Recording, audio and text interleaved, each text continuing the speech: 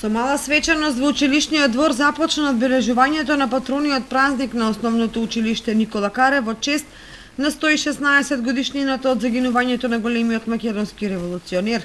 Настанот се одржа во училишниот двор каде со почитување на протоколите за заштита од COVID-19 беа доделени наградите и благодарниците на учениците кои учествуваа на литературниот и ликовниот конкурс на тема "Ние сме иднината".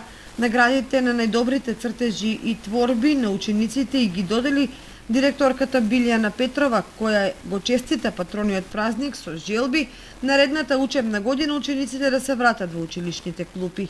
Нашето училиште распиша литературен и ликовен конкурс на кој учество зедоа ученици од училиштата на ниво на општина Кочани.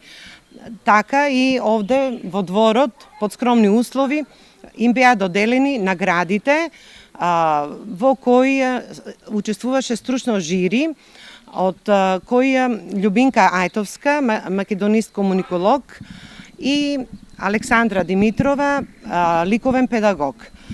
Значи, учениците беа наградени, голема благодарност до сите нив, но овде не застанавме.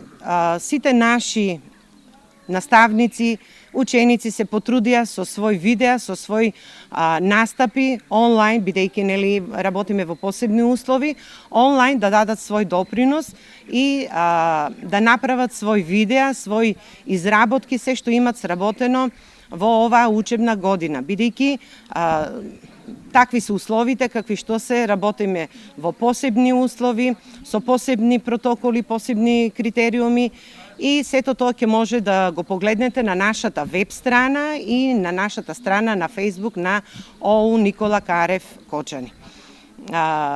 Јас би изразила голема благодарност до сите нив и да се надеваме дека до година сето ова ќе помине и нашиот патронен празник ќе го прославиме многу посвечено и поубаво како што го прославувавме во изминатите години. И да се надеваме дека учениците ќе се вратат повторно во училишните клупи, бидејќи училиште не е училиште без ученици. Во чест на 116 годишнината од загинувањето на револуционерот Никола Карев, свежат цвеќе на споменикот во паркот на револуцијата положија делегација од основното училиште Никола Карев и градоначалникот на општина Кочани како и членови на Советот на општината.